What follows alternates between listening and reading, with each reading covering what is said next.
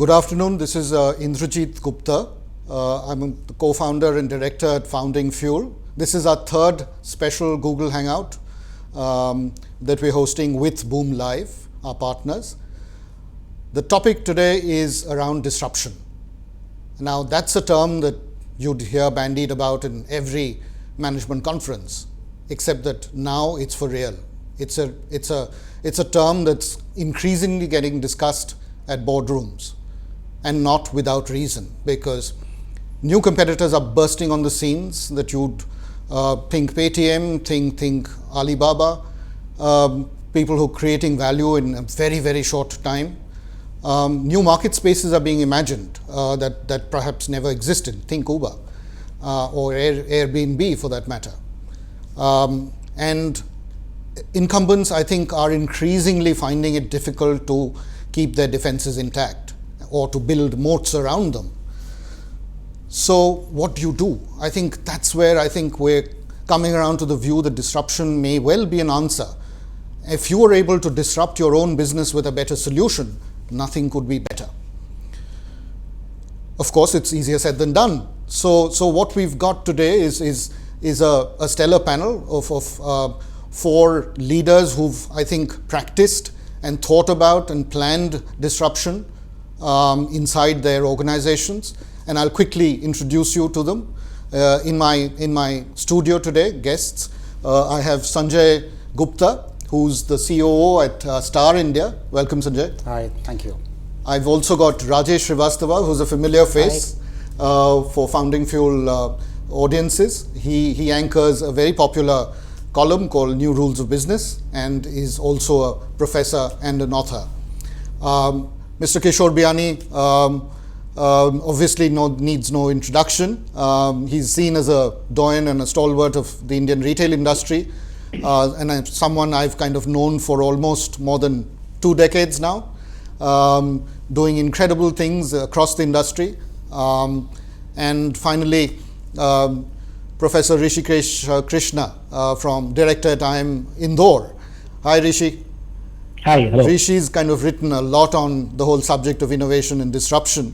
So in many ways, we can't get a better panel than this. So we'd kind of dive in. But before I do, I'll just kind of tell you that we've got 3 broad segments planned.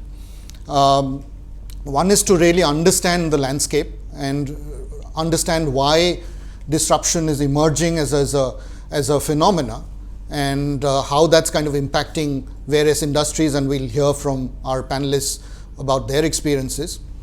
The second one is really, how do you lead through disruptive change? And that's the big question before us today. And the final one is really around, once we understand the lessons and the leadership lessons and all of that, how do we kind of move to a situation where firms embrace this in their basic DNA? How do you become a much more market-driven enterprise, as opposed to a market-driving enterprise, if I may correct myself, as opposed to a market-driven enterprise? So that's the format. We'll obviously keep this conversational and try and kind of listen and learn. So first, I'll come to you, Sanjay, and I wanted you to kind of quickly walk us through how you see disruption as a phenomena impacting the business that you're in, media, because we hear a lot about that. I myself having to deal with it on a daily basis. So tell us. So I think, let me start by saying that media is going through some really exciting time right now. As an industry, it's growing very well. It's growing at the rate of 12-13% CAGR. And if I look at ourselves as Star, we are growing at double that rate today. We are reaching out to 70 crore people every day. They spend 40 minutes with Star. Life couldn't be better. We are growing at very hectic pace and earning revenues. But equally, if you ask me, are you getting disrupted? Like how? You can't imagine. In my mind, 2-3 big changes which are happening in media. One is consumer behavior. If I look at this business, whether it is films or television, has been built on the back of somebody will come to you in a point in time. So you'll go and see a movie in a theater on a Friday evening. You will come and see a 9 o'clock news. So almost the consumers walk to a screen. or you will go and see a show at Star Plus at 10 p.m. at night. Whereas consumers today don't want that. They want the screen to come to them. They want the content to come to them rather than they going to the screen. That's one big change happening. The second big change from a media point of view is the creation of content. Till now, the content creation was limited to a few set of people who had the resources, technology, cameras, crew, edit suites and all that stuff. But that's changing dramatically. It is democratization of content creation is a really big change which is happening. And therefore, everybody today can create content and publish it. And the third big change, I think, which is in relation to the first and second, but is really enabling the two to connect together, is the change in screens. We have grown up delivering content on television at Star India, and there are 170 million screens, television screens today. But look at the number of mobile screens in this country today. There are 900 million mobile screens where consumers are, and they are with them all the time. There are 200 million people in this country whose first screen is a mobile screen. So fundamentally, this space, in spite of the fact, as I said earlier, it's growing very well, but the amount of disruption which is happening is quite dramatic. And if as a business we are not prepared and plan for it, it is something that can really, the businesses can change very, very dramatically, very quickly. That's right. That's some of them very, very interesting points about how the center of gravity is kind of shifting. I'll quickly move on to Mr. Biyani. Mr. Biyani, you heard Sanjay talk about the democratization of content. In retail, what's the reality? How does disruption really impact a leader like you, and how do you, an organization that you lead?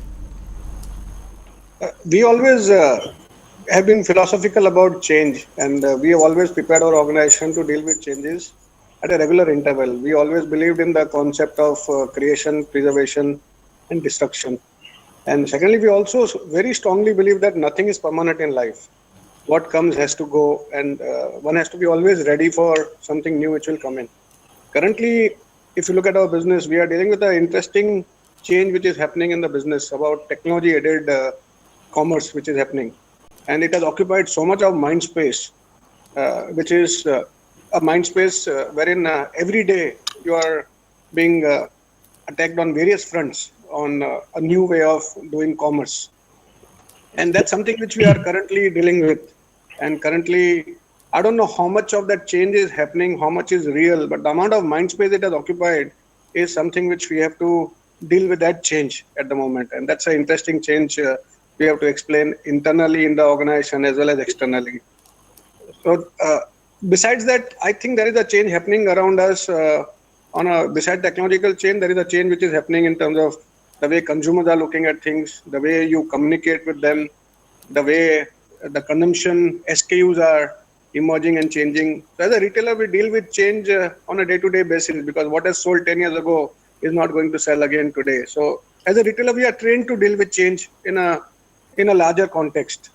So I think the new context is the technological change which is emerging in the country, and dynamics of India as consumers, which is very young set of consumers who are digitally savvy and are more researching of products, more aware of the prices than the earlier consumers used to be. So, and I believe the change is not what is there right now. We are more dealing with the change which is going to come in tomorrow. So how do you forecast a change? How do you look at the new predictions which are happening, new consumption which will happen?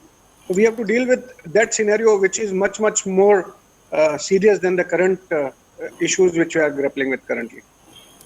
Thank you. I'll go to Rishi. Rishi, you heard both Sanjay and Mr. Biyani talk about two things. One was the whole impact that technology is having on existing businesses. And also Mr. Biyani talked about, and Sanjay talked about, the whole role and emergence of this new consumer, or prosumer, as some people like to call it. The issue that I wanted to kind of bring to your attention was that sometimes it's becoming very difficult to predict where the next source of competition is going to emerge from, right? Who knew, would the hotel industry have ever been able to predict the phenomena of Airbnb or even oil rooms back from India?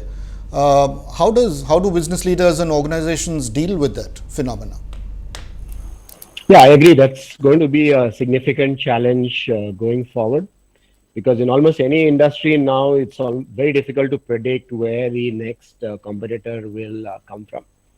I think one thing is pretty clear now that, first of all, wherever something can be digitized and can be put on the internet, that's going to happen. So you should be really looking at your entire value chain and looking for any opportunities for digitization in that chain.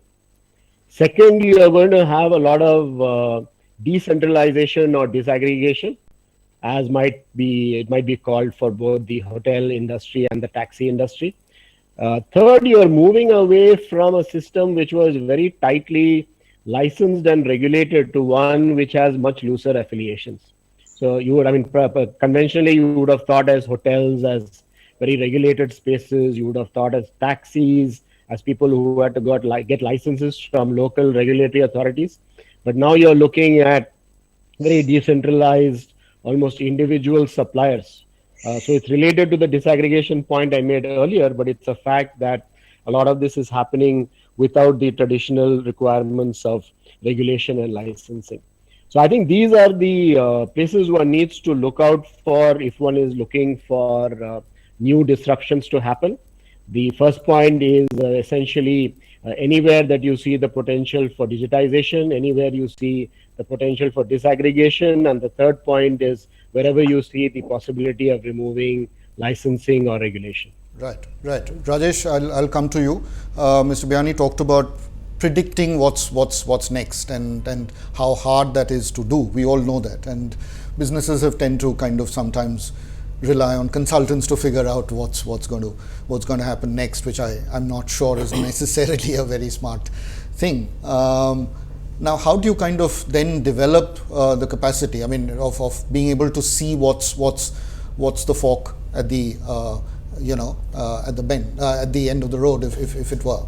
Indrajit, I personally believe that we, all the people who are sitting here, the industry leaders, they have to bring about a change in their mindset. What I have noticed is that most of the corporates are actually competitor led. They look at competition and then most of us try and bring out a better version of what they are doing. That's innovation, but that's incremental innovation. So the way to get out of this trap is that we should stop looking at competitors and start looking at our own customers. So that's the first shift. And everything that we should do, which should be done for our customers. So what do we now do? If you're focusing on our customers, let's try and understand what are their pain points and remove them. So I'll give you 2 or 3 examples. Let's take Amazon. What did it do? When it got into the e-tailing business, when it came to books, it predicted that someone is going to come and destroy the business, and in this case they felt that Apple would. So before Apple could come and destroy their business, they proactively put in an entire exercise which led to the creation of Kindle. So Kindle, Indrajit, was one of the devices that was supposed to disrupt and destroy Kindle's existing business model, and they succeeded. Today Kindle is a very important part of the armory.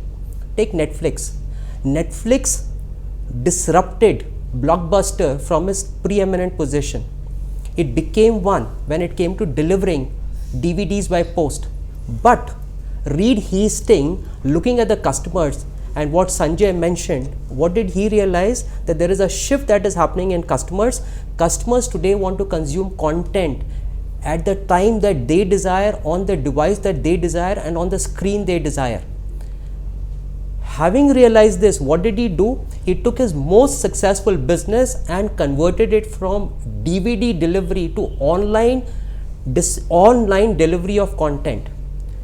Indrajit, when he took that shift, his share price fell, but he believed that is what was in the interest of his customer, and he continued. Today, Netflix share prices are soaring up. So what's the lesson? The lesson is as old as the hills. We should stop focusing on competitors. For God's sake, it doesn't really matter what the competitors do. I personally believe that I am in the business of serving my customer. Whatever is their pain point, I need to eliminate them. And the second thing, if I have to do that, I have to become my own strongest competitor. What do? When I become my own strongest competitor, I have to destroy my own business before others do. Sure. But re-emerge in a more stronger and formidable avatar. Sure. Sanjay, I'll come to you. Do you agree with Rajesh that companies tend to be competitor focused and obsessed about tackling competition instead of reimagining? Yeah, I think he has a very valid point, and I'll share our own example and our own challenges just to build on what he said. I think the bigger the company, the more successful the company, the bigger the challenge, I feel, because then you can get complacent. I think one of the challenges I feel is the mindset, and the mindset also about, are you playing to defend your market share and defend your business, or are you there to grow your business? To me, that's the one big distinction between people who have disrupted versus people who have withered away. I think the mindset that you bring to say, why do you exist in this business? I think the second big difference in my mind, just building on the point that he made, is around knowing what's the core of your business. I think fundamentally, if you look at Star, it is called a broadcaster.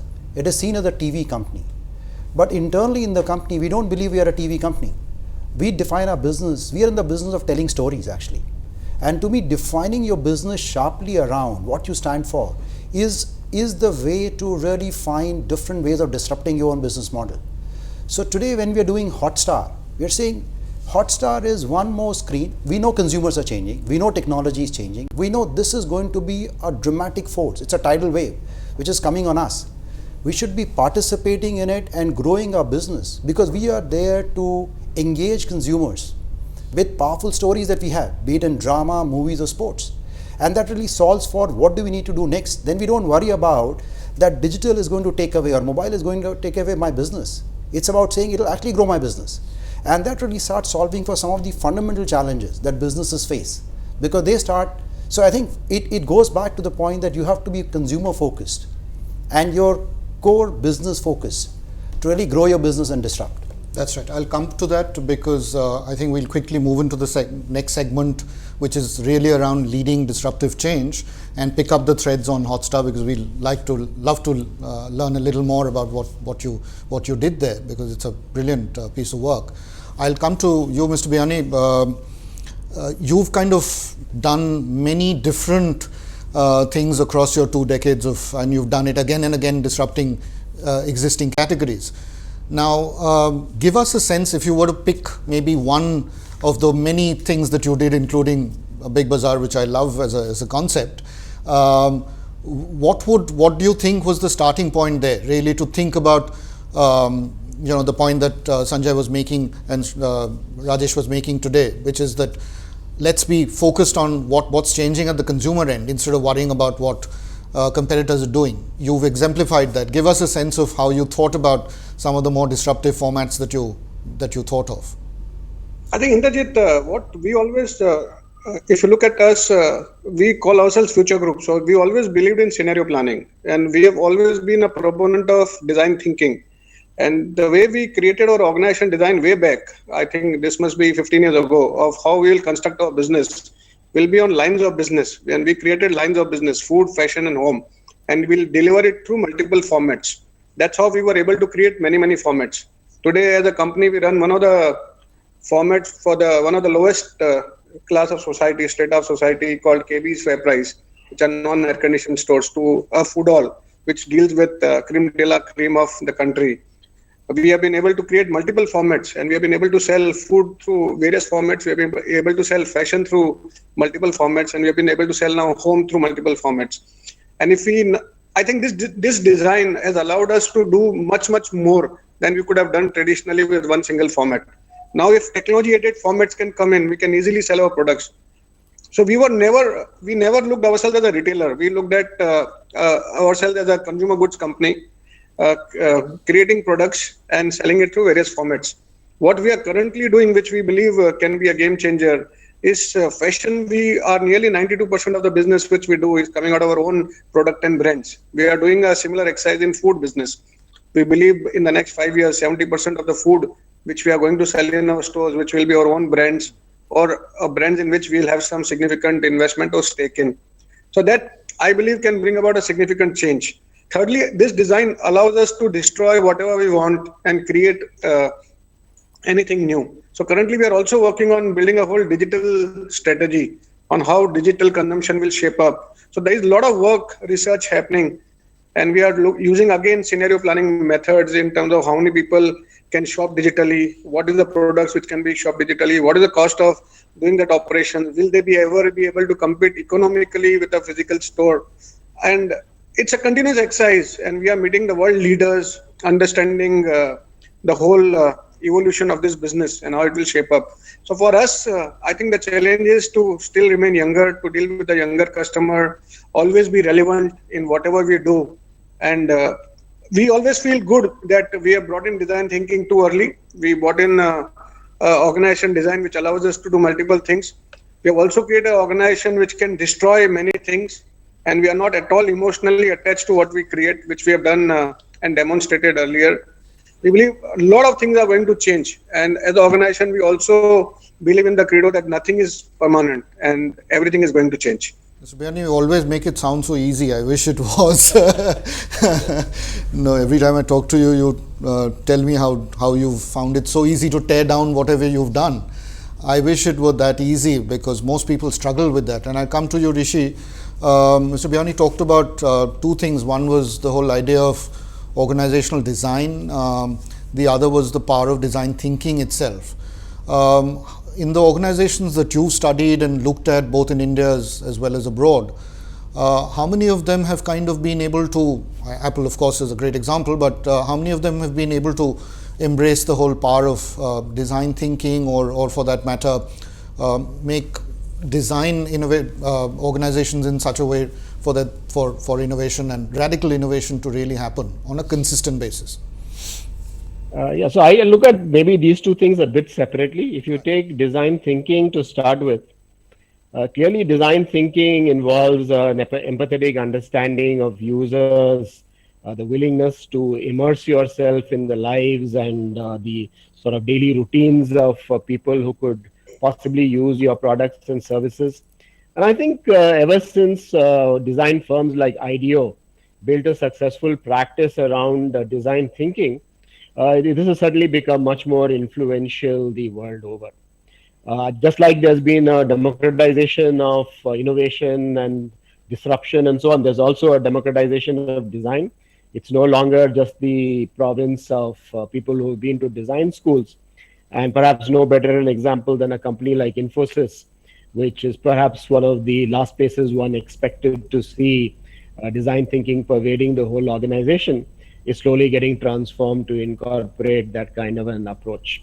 Right. I think elements of design thinking have seeped in all over the place. I mean, it's getting into mainstream management curricula, and many companies across the board, even if they're not going whole hog on design thinking, are bringing in elements of design thinking in the way they look at innovation. Sure. As far as organizational design is concerned, I think the ability to disrupt and to make your organization adaptive enough, as Mr. Biyani was just suggesting, is not easy at all.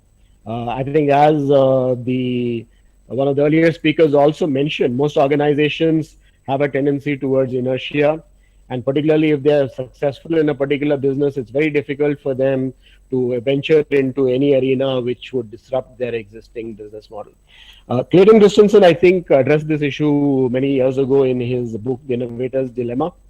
And he said that if you really want to have the potential to disrupt, you have to be willing to create new organizational forms, maybe even arm's length subsidiaries or other sort of spin-offs from the company that are willing to embrace disruption, because it's probably very utopian to think that your mainstream business will be willing to disrupt itself unless you have somebody very courageous like Mr. Biyani at the helm who can push that. But in the normal company that you and I see every day, it's difficult to imagine that happening. So you really got to structure your organization in such a way that you have some parts of the organization which are not beholden to or subject to the decisions of the mainstream business, so that they can actually embrace disruptive ideas. Rishi, I'll just kind of pick up the threads of what you said and just ask you a follow-up question, because the whole idea of like you said, of locating innovation outside the mothership is obviously, fair. People have attempted that, but then sometimes it's not enough. When you kind of bring it back and integrate it into the mother organization, sometimes that gets completely rejected. That whole culture, the whole way of doing things, and we've seen that. I mean, Xerox, I think, is a great example of that, and many other organizations, including, I think, Hindustan Lever, which tried to kind of look at innovation outside the mothership with the New Ventures team. Do you kind of have anything to respond by way of using that structure as a design concept, in terms of if you locate innovation outside the mothership, what are the challenges that come up? Because you're trying to do a lot of things inside and change from within, if I understand it right. That's right. I think our belief and my belief is that it has to be within. It has to be within. The disruption has to be done for each business every day. And the dimension on which you will disrupt will keep changing. So it can't be a separate location. And I know you talked about Hindustan Unilever earlier, having a separate wing, where the rest of the organization continues to do what it does. And somebody else thinks about it and tries to change the rest of the company. Is very, very difficult to work. I think fundamentally it's a mindset that you are grappling with, besides the strategy of what to do. And that has to happen at the core of the business. So the issue that you're really grappling with more are the capabilities that you may require in a new environment. Do you have them in the organization or not? More than anything else. Because the new rules of the game are different, the new capabilities are very different. And do you have them? And are you able to play with the new rules of the game? That I see, those two are the biggest challenges I personally see when we are dealing with disruption. So just to come to you raised Hotstar a little while ago, and we're all keen to learn a little more. That was a fairly bold decision. And how did you come to the realization that the timing was now, that we ought to do this now and not later? Because obviously anything as disruptive as this, organizations tend to push away saying baad mein karenge, we'll do it later. Right. There's no earth-shattering need, because digital advertising businesses haven't yet reached any kind of critical mass. That's right. So how did you think through that? I think one of the thoughts in the country has been that though there is a lot of consumer change, the bandwidths are not enough today. That's and therefore content consumption is very, very difficult. Smartphones are still limited, and that's been the conversation that I've had, and I'm sure this industry has had for a long time. But the reality is, the question that we have is whether we are not late, but are we late already, is the question in my mind, and not so much as to should we have done it later. And the core being, I think, looking back and defining what is the core of our business. Is that simplified what we needed to do? Once we agreed internally as a company that we are not a TV company, but a storytelling company, that really helped us take the big bold decision of saying what do we need to do on Hotstar.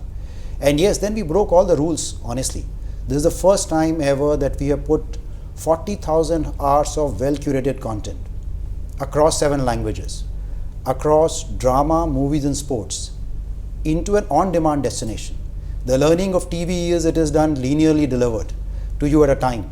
Here it is not linearly delivered. It is delivered to you when you want to see it. So you can choose your time. So if it's a cricket match, you will see it when you want to see it at that moment because it's urgent. But a drama you could see as per your convenience. So fundamentally, I think we have taken the core of our business at the core of Hotstar, and the consumer at the core of our decision making. And honestly, the results have been staggering. It's been one of the fastest adoption of any digital platform in the world in the last few months. We launched in February. We have more than 30 million downloads of this already. We are getting 20 million people to come to it every month. Wow. And the most strikingly, I think the challenge was bandwidth and data consumption. And people said digital is a medium of you snack content here. You don't consume full length content. We are getting people when they come to Hotstar spending 30 minutes a day. Some consumers spend 1.5 hours a day in a country where pricing of bandwidth is a challenge, where bandwidth itself is a challenge, and where handsets is a challenge. So I think the question no longer is that have we done it earlier? The question is, could we have done it before? Yes. And how much more do we invest today to rebuild this business? Right. Phenomenal. So thanks for sharing that. Rajesh, you heard Sanjay talk about non-linearity, and I know in your New Rules of Business series spoken about that phenomena and how that's kind of shaping the way that the business landscape, right? We've seen it in retail, Mr. Biyani will agree. We're seeing it with banks. Walk us through what this means to your mind. What is your understanding of what non-linearity does to the experience, the customer experience? See, what happens is most of the corporate people, barring let's say Sanjay or Mr. Biani, who have really understood what customers want. Unfortunately, majority of corporates haven't understood that. So while both of our colleagues are proactive, majority of people aren't. So before I answer that, I just want to say what are the hurdles that stand in the way of people trying to become customer oriented so that they are able to deliver customers what they want. And this again comes back to this entire thing of mindset. I feel there are three things in terms of mindset that people need to be looking at. What most people do is that they look at past success as a prediction of future success. So as Harvard Business School has rightly said, success has failure built into it, and most people don't realize it, and they take their past success into future. That's a problem. Second is most people are scared about cannibalization, and here is Sanjay saying, he didn't mention it, but I'm sure the fear, the thought would have scared him. What about cannibalization? Like him, corporates should not fear cannibalization. In fact, the entire business, the size of Star business will grow. And the third thing, which is very, very important, is that most of the people measure the success of their competitor using their own yardstick. So if I may just say a very common example of Nokia versus Apple. Nokia had over 70% market share when Apple was launched. Nokia had one test by which they identified whether a handset was worthy of it being its competitor, and that was called a drop test. From 5 feet they dropped it. So when Apple came, they dropped it from 5 feet. Unfortunately, it did not work, and they said it's not a worthy competitor. So this is the mindset issue that most people have to get out with. And once they do that, then what will happen is that whether it is consumption of entertainment or retail, then they will naturally go to the customer. So I would just wrap up by saying, I think originally this whole concept was done by Titan versus HMT. HMT wanted customers to come to them, whereas when Titan was launched even 30 years back, they said, we don't want customers to come to us, we'll go to the customer. And once you start going to the customer, then you start giving them what they want, and that is what is non-linearity. Right. Thanks, Rajesh. Rishi, I'll come to you very quickly. Sorry, unless Mr. Biani, do you want to kind of respond to what Rajesh just said? I was trying to put in the thought on the linear thinking. Yes. I believe the education as a process, when you write, it's very linear. When you read in linear, but the thoughts don't come linear. And when you are working on a business of ideas, the thoughts don't come linear. And how can an organization adapt to work with multiple thoughts coming at the same time? Absolutely. I think that's what an organization has to be created on, and that's what we are trying to do. That ideas will be non-linear, and execution of ideas, how can you create non-linearity to it? Yeah, great. I'll come to the whole idea of education. Since you touched upon it, I was meaning to kind of go to Rishi and ask him. You're kind of training future leaders, but business schools itself are today challenged on a whole set of dimensions, because the way we learn and where we kind of create education which is relevant in today's world itself, the business schools are in some danger of perhaps being disrupted as well. Do you see that? How do you see that phenomena playing out across the education sector, particularly higher education? In education, the fear of disruption has been around for quite some time. I remember maybe even as far away as 15 years ago, people were talking about how education would be disrupted, particularly by e-learning. I think the actual disruption process has not been as quick as was expected at that time. And the classroom and the university or institution of higher education continues to be relevant.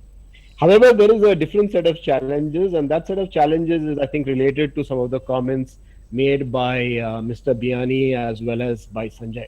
And that is the speed at which things are changing. Traditionally, we taught people through case studies. Case studies are very well tailored. They have nice tables and exhibits and graphs. You have all the data there and you can crank it out and you can get answers. But that's not the way business is happening these days. Business is happening at a much faster pace. As we just discussed, you have competitors from unexpected quarters. So you've got to be able to, yes, for sure, churn a lot of data, but you've even got to be able to figure out what's the right data to collect, how to analyze it, and how to use it to make good decisions. So I think business education today, in short, has to be much more dynamic.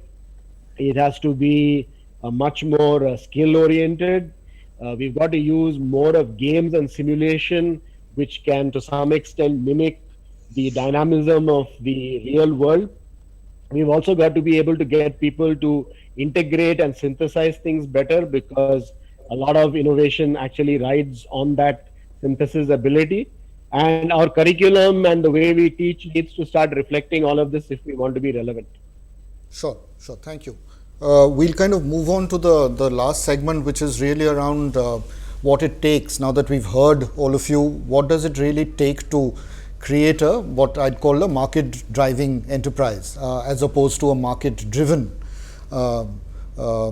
enterprise. Now, so that in some ways, what Mr. Biyani was saying, you could keep on reinventing yourself every now and then. It's hard.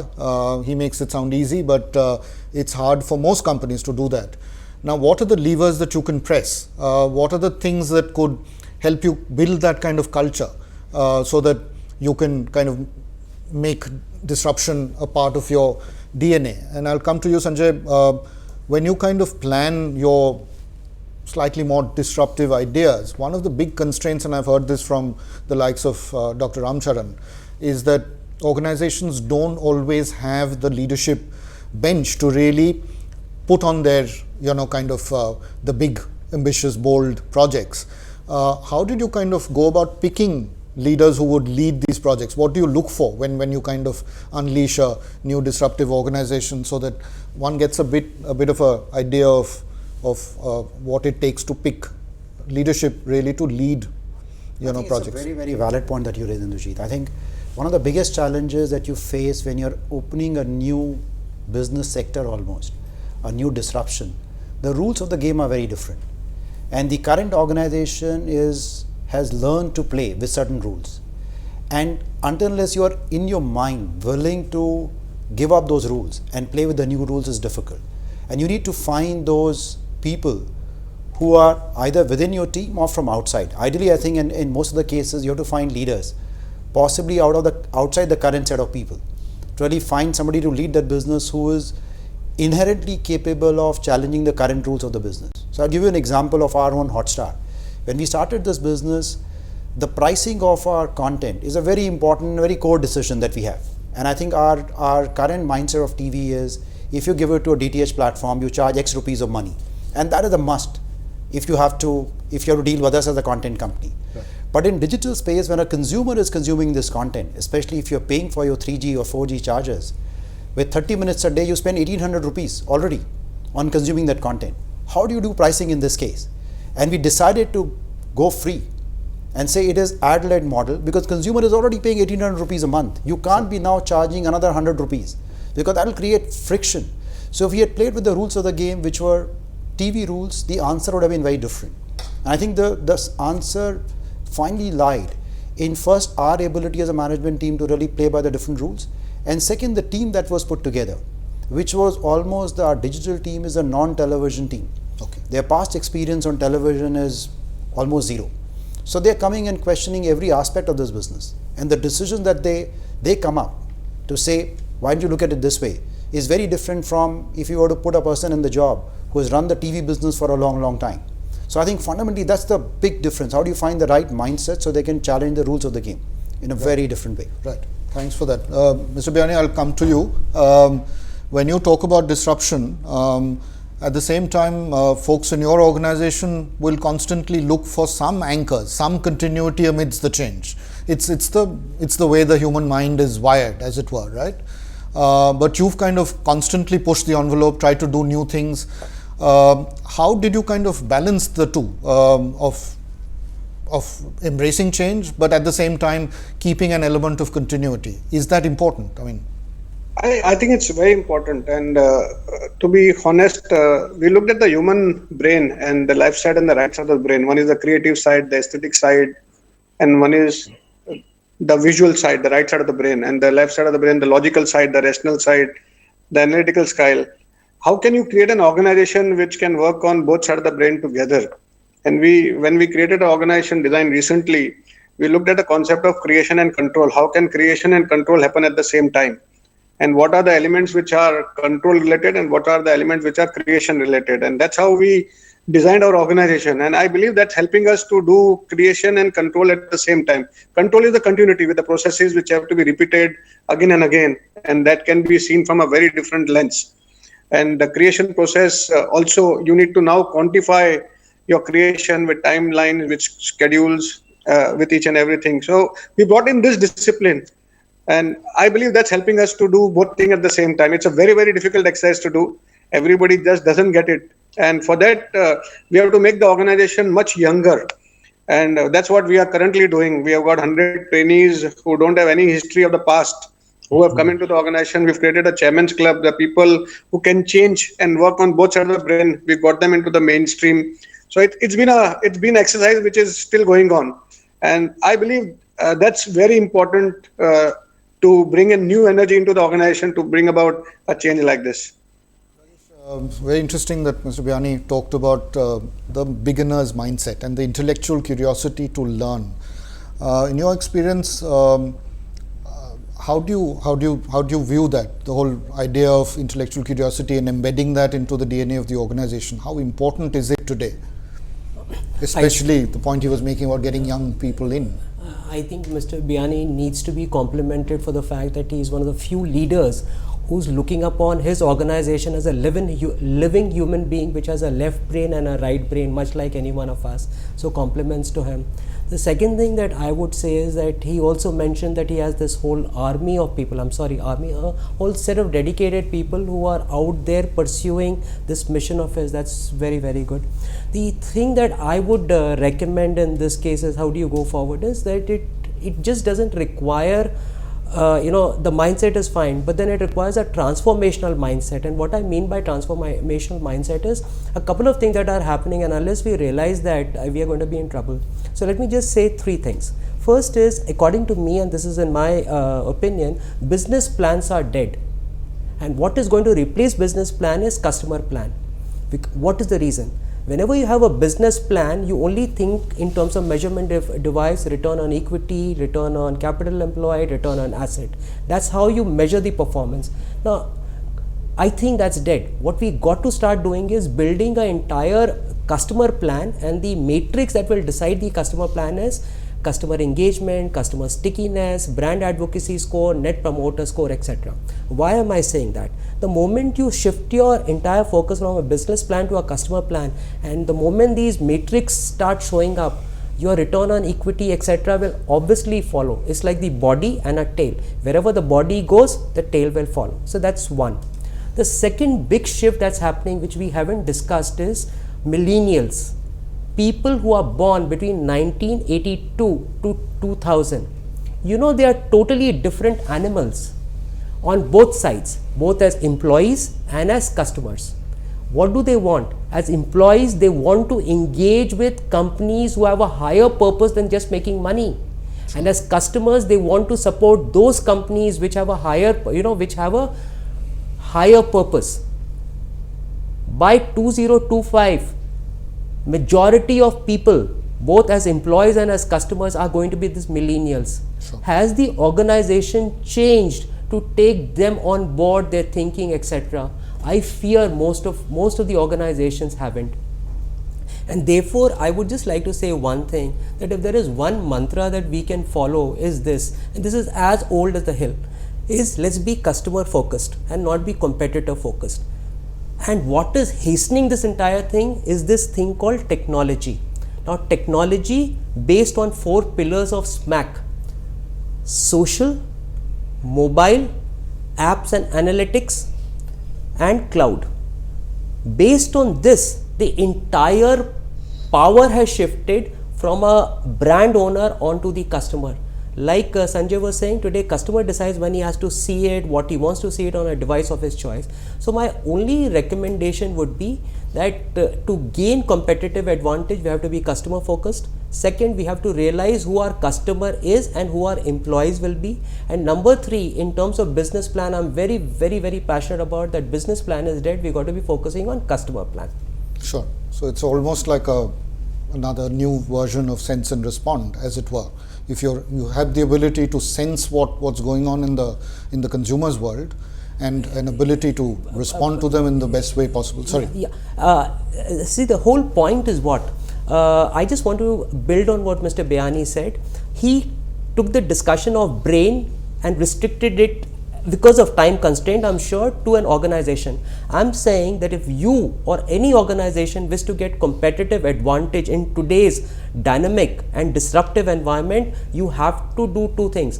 First is use behavioral sciences, understand why people behave the way they do, and then build it into your business model. Amazon is one classical example. The second thing, and I'm saying it with a lot of passion, that we got to understand the human brain. And if we understand the human brain and we are able to change human behavior, then things will work out like magic for any organization. I'll just take only one example. How do you bring about a change in human behavior? Most organizations are only focusing on neocortex, which is giving them rational reason to buy, consume their content. Forget that. First, look at what is in the interest of customers and tell them. So first, touch their emotions. Once you touch people's emotion, then it will change their behavior, and once it changes their behavior, then give them a rational reason to buy your product. Sure. So these are my recommendation as to how to cope with today's time. Sure, thanks. Rishi, I'd come to you. I think Mr. Bayani talked about the whole idea of discipline execution, and I know Sanjay has some views on that as well. We often associate radical innovation with a slightly chaotic kind of process, which it needn't necessarily be. And I think if Apple is any evidence, or Amazon's any evidence, it can be a very or Google for that matter, they systematically, I think, bring about disruptive innovation. You've studied in your book, you talked about how difficult it is for Indian organizations to do radical innovation. What are the things that they could learn from the Western models of innovation, if at all? I think there are several things Indian companies could do to embrace more radical innovation. I think the first thing they need to do is encourage much more experimentation. I think it's a fear of failure that's holding back many organizations from doing a lot more experiments. And many times in this very changing digital world, you can't simply by analytical methods determine whether a particular thing is going to work or not. So unless you're willing to try it out, and the good news is that again in the digital space, experimentation is not all that expensive. So you can do many more experiments than before, as long as you're not scared to fail and you're willing to sort of move on even if something doesn't work out. So I'm quite fond, for example, of the ideas propounded in the Lean Startup, which really talks about this willingness to experiment, and then if things don't work out, pivot and try something else.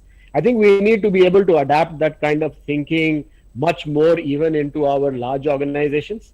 Small organizations do that almost by necessity because otherwise they won't survive.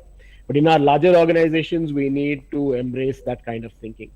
What that also means is we need to have more resources available in the organization for experimentation and testing. We need to give people more time and space in their work environment so that they can try these things out. Managers, for example, need to be evaluated based on how much flexibility and how much time and space they give people who report to them so that they have time for experimentation. And we also need to look at ways to train people to be more innovative in the workplace. I think many people are very creative almost inherently, but sometimes they don't know how to translate that creativity into innovation in their work sphere. And there are lots of good techniques like design thinking that was mentioned earlier, sure, or lateral thinking, or several others that could help people translate their inherent creativity into innovation in the workplace. Thanks so much. Sanjay, I'll come to you. I know we've kind of discussed this once, the whole idea of execution. Does it get enough importance in this whole idea of doing blue sky thinking and all of that, but getting things done and making innovation really happen? What are your thoughts on that? What is your just to build experience? on what you said and Mr. Biani said. First thing, I think creativity or disruption can only happen on the back of serious discipline. It is not that you do blue sky thinking and suddenly the biggest idea will come. So I think, and this is something which we do as a business. We are in the business of creating content which disrupts hopefully very regularly, whether it is Satyamev Jayate or Kabaddi. And I think one of the basic principles is being disciplined around it. The second principle is being consumer focused, which is about saying that you don't lose sight of, in a very real terms, who you're catering to. And the results are an outcome, whether it is viewership, revenue, profits are an outcome of how focused are you creating engaging enough product and content. And third, I think, which is really important, is betting the house big. I think which is the DNA of our company, including our 21st Century Fox, that if you believe in something, then really go out and put enough might behind it, so that you've tested it well enough. And to me, honestly, one of the examples that we feel very proud about is Kabaddi as a sport. In the last 1 year, it is one sport which has been watched by almost 50-60 crore people every time it has come on air. The number of young and old urban people who are watching it is quite phenomenal. The number of people who are watching it on digital is even more staggering. Around 25 million people viewed it on mobile phones this year on Hotstar. And it tells you that discipline, consumer focus, and betting the house big. How does discipline kind of come into the way that you kind of work? I think to think about a concept, it can't be that somebody sits in a blue space, has a cup of coffee, and then the idea gets created. It's about looking at what consumers need in a very disciplined way, understanding the needs of the consumers in a more sharper way. What can this business deliver? So it's a lot of science and rigor which goes into a concept which is being created, be it Satyamev Jayate or be it Kabaddi. I think the process of effort or amount of effort which has gone in to sharpen the concept has taken a few years. Satyamev Jayate took 3 years in the making. Kabaddi has been 2 years in the making before you saw the first thing on air, including how you package it, how you position it, how you market it, how much do you invest. So fundamentally, I think discipline and execution is key to making an idea big. Right. Right. In fact, that's what I wanted to come to Mr. Biani as well, because the last time we spoke about this, you stressed on this whole issue of execution and how you're kind of trying to get better and better at making things happen, because great ideas are fine, but if they don't have the same kind of impact in the marketplace, it amounts to nothing, the point that Sanjay was making. Tell us what your experience has been of late in what it takes to understand that execution game better. I think Ajay, I admitted earlier that we were majorly into a creation phase, and we were able to build many concepts, many prototypes, and going live with the consumers, but we were still very successful. But I think when you have to really make money out of every of your idea, it is the discipline and execution which was required, and probably I didn't have that. And at that time, I happened to read the book Execution by Ramcharan, and I said, I will need a coach and a mentor here to see how do I learn execution, because execution is a lot about discipline, and being in the creation side of business, I think that discipline and that rigor probably was not there into me. And I think I had to reinvent myself to get into reviews, get into sitting into the meeting whole day on a particular subject. I think that's which I never used to do. Now today, 15 days a month, I am only into getting into the rigor of execution and seeing how execution is being done. I think it's been a big shift for me. All my first 20 years of my career, I was majorly into creation and execution and watching it from the side. I think now creation and execution and watching it right into it. I think it's been a long journey. Right. Rishi, I wanted to come to you with this whole issue that Mr. Biani was talking about, that he himself has to now invest a considerable amount of time, at least 15 days a month, he said, on tracking progress, doing reviews, and becoming better at execution. But we've also seen quite a few Indian companies, I mean, Cognizant is one that comes to mind, and you're familiar with them, where they've tried to separate the two roles, where they have a CEO who's doing the more market-making stuff in terms of reimagining the more frontier areas, and leaving maybe a deputy, a CEO maybe, to really manage the basic operations, so that they don't lose control over operations and cash flows in the whole idea of in the whole attempt to create the future. How much premium do you place on that kind of a approach? Does it work? No, I think the crux of the matter is quite simple. Somebody at a very senior level needs to be paying attention to execution and all the discipline and things that we've just been talking about. It is usually rare that we find a single individual who is able to combine both creativity and disciplined execution. I admire Mr. Biani for actually trying to develop those skills, because most people are quite happy if they can have even one set, which is really good. One way organizations deal with that is to have a top management team which has complementary capabilities. When a company like Infosys did that very well, I mean, they had 6 or 7 founders, and each founder brought something different to the table. You had a couple of people who were, sort of not in the public eye, but were spending all their time really focusing on how to get the job done. So either you have, the kind of multifaceted team of people, or if you're lucky enough to have one person who can sort of combine everything and do it. But in general, I find that's very unlikely to be the case. I mean, even if you take a company like Apple, for example, you had Steve Jobs, who was undoubtedly creative, sort of genius. And then on the other hand, you had somebody like Tim Cook behind the scenes, taking care of the supply chain and making sure that all the execution happened. In fact, I remember interviewing Ramcharan on this one and asking him about the role of Steve Jobs, and he said, he was in some ways a master orchestra. He would kind of orchestrate that change, and he would kind of bring people together, at least the pieces that were so important for Apple's future. Sanjay, one final question before we kind of wrap up. We're trying to reimagine this whole market driving enterprise, assuming that there will be a powerful pipeline of ideas that will in some ways keep coming, much like what Apple does or what Google does. How far are you from there? Are you already at a stage where you're able to kind of create a portfolio of ideas that you're willing to back for the next 5 years?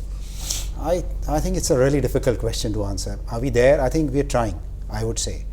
But I think one of the big things in my mind that we need to solve for continuously is that we don't know enough as a company and capabilities. And just to link it back to our business of Hotstar and TV.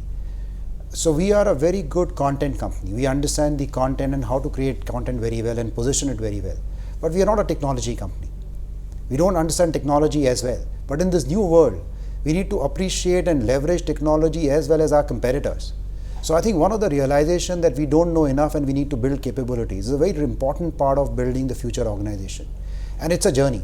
I don't think today I can say that we are ready, but this is one area which are clearly very short of today. So if there is one capability we want to build brilliantly, whether through our internal talent or partnerships, is this area of technology. And I think this dimension that we need to build in future would keep changing as we go along this journey. I don't think at any point of time I would be able to say that we are ready today for next 5 years.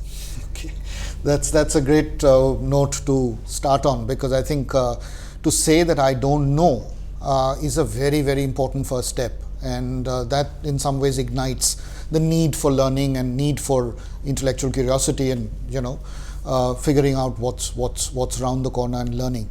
So on that note, I'll really like to thank all our 4 panelists for contributing their ideas and sharing some of the leadership lessons that I think would have left us much richer. Disruption is an area that FoundingFuel will keep kind of revisiting and focusing on, because it's a theme that will, I guess, not die very soon. So feel free to kind of, as audiences, send us your questions, and we'll see if there are some that this panel can also take a stab at. But with that, thank you for kind of watching. Thank you, panel members, for being there, Mr. Biani, Rishi, Rajesh, and of course Sanjay. And we'll keep this conversation going. Good afternoon, and thank you so much.